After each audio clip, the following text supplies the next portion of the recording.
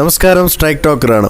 Thrikkakara, Puthuppally, Palakkad model ഉപതെരഞ്ഞെടുപ്പ് വിജയത്തിനായി കച്ചമുറക്കി നിലമ്പൂരിലേക്ക് വണ്ടി കയറുകയാണ് പ്രതിപക്ഷ നേതാവ് വി.ഡി. സതീശൻ്റെ നേതൃത്വത്തിലുള്ള ടീം.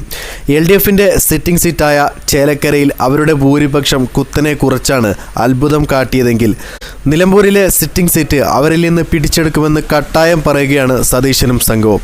നമ്മൾ ജയിക്കും, നമ്മളെ ജയിക്കൂ എന്നതായിരുന്നു സ്ഥാനാർത്ഥി നിർണയത്തിന് പിന്നാലെ ലൂസിഫറിലെ സിനിമാ സീൻ ഓർമ്മിപ്പിച്ച് സതീശൻ്റെ ഫേസ്ബുക്ക് പോസ്റ്റ്. അവസാന നിമിഷം വരെ ആര്യാടൻ ഷൗക്കത്തിനൊപ്പം പരിഗണിച്ചിരുന്ന VS ജോയിയുടെ പോസ്റ്റ് ഷെയർ ചെയ്ത് നമ്മൾ ജയിക്കുമെന്ന് ഷാഫി പറമ്പിലും ഫേസ്ബുക്കിൽ കുറിച്ചു. തൃക്കാക്കര, പുതുപ്പള്ളി, പാലക്കാട് ഉപതെരഞ്ഞെടുപ്പുകളിൽ വിജയിച്ച് നിയമസഭയിലെ സീറ്റ് നില അതേപടി നിലനിർത്തിയെങ്കിൽ നിലമ്പൂരിൽ ജയിച്ചാൽ സീറ്റ് എണ്ണം കൂട്ടാമെന്നതാണ് കോൺഗ്രസ് ക്യാമ്പിന് നൽകുന്ന ഊർജം.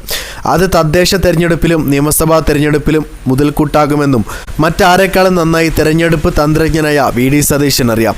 കഴിഞ്ഞ ഉപതെരഞ്ഞെടുപ്പുകളിൽ സതീശന് പറ്റിയ തന്ത്രങ്ങൾക്ക് ഇത്തവണ ബലം നൽകാൻ പരിചയസമ്പന്നരും യുവമുഖങ്ങളുമായ പുതിയ നേതൃത്വം തന്നെ കൂട്ടുണ്ട്.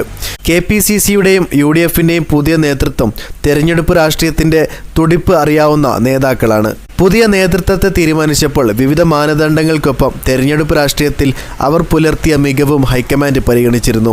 കന്നി അംഗത്തിൽ CPMൻ്റെ ജനകീയ മുഖമായ KK ശൈലജയെ പരാജയപ്പെടുത്തിയ ശേഷം മണ്ഡലം നിലനിർത്തുന്ന സണ്ണി ജോസഫ്, തെരഞ്ഞെടുപ്പ് രാഷ്ട്രീയത്തിലെ മിന്നും താരം ഷാഫി പറമ്പിൽ, തെരഞ്ഞെടുപ്പുകളിൽ പയറ്റിത്തെളിഞ്ഞ AP അനിൽകുമാർ, CPM ശക്തി കേന്ദ്രങ്ങളിൽ പോയി മത്സരിച്ച് മണ്ഡലം പിടിച്ചെടുക്കുന്ന അടൂർ പ്രകാശ് എന്നിവരെല്ലാം ഇത്തവണ നിലമ്പൂരിൽ മുൻനിരയിലുണ്ടാകുമെന്നതാണ് വിവാദങ്ങൾക്കിടയിലും കോൺഗ്രസ് പ്രവർത്തകരുടെ ആത്മവിശ്വാസം. ഇവരാരും തെരഞ്ഞെടുപ്പ് രാഷ്ട്രീയത്തിൽ ഒരിക്കൽ പോലും തോൽവി അറിയാത്തവരാണ്.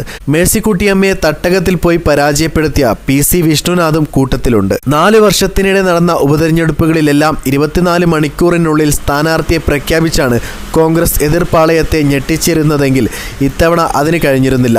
എന്നാൽ അതൊന്നും തെരഞ്ഞെടുപ്പ് പ്രവർത്തനത്തെ ബാധിക്കില്ലെന്ന് നേതാക്കൾ പറയുന്നു. അൻവറിനെ കൂടി മെരുക്കിയെടുത്താൽ തെരഞ്ഞെടുപ്പ് വിജയത്തിന്റെ ആദ്യപടി കടക്കാമെന്നാണ് നേതാക്കൾ കരുതുന്നത്.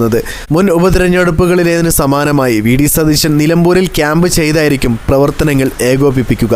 നേതാക്കളെ എത്തിച്ചു നടത്തിയ പഴയ മോഡൽ തന്നെയാകും നിലമ്പൂരിലും പരീക്ഷിക്കുക. MP-മാരും MLA-മാരും KPCC നേതാക്കളും നേതൃത്വം നൽകും. സ്ഥാനാർത്ഥിയെ പ്രഖ്യാപിച്ച് മേൽക്കൈ നേടിയെന്നാണ് പൊതുവികാരം. തൃക്കാക്കരയിലും പുതുപ്പള്ളിയിലും മണ്ഡലത്തിലെ വേർപിരിഞ്ഞ MLA-യുടെയും കുടുംബത്തിൽ നിന്നുള്ളവരെയാണ് UDF മത്സരത്തിനിറക്കിയത്. നിലമ്പൂരിലും സ്ഥിതി സമാനം. 2016 വരെ ആര്യാടൻ മുഹമ്മദിൻ്റെ കുത്തക മണ്ഡലമായിരുന്നു നിലമ്പൂർ. പരമാവധി പുതിയ വോട്ടർമാരെ വോട്ടർ പട്ടികയിൽ UDF ചേർത്തിട്ടുണ്ട്. മുകൾ തട്ട് മുതൽ താഴെ വരെ പ്രതിപക്ഷ നേതാവിൻ്റെ കണ്ണുകളുണ്ടാകുമെന്ന് അദ്ദേഹവുമായി അടുപ്പമുള്ളവർ പറയുന്നു.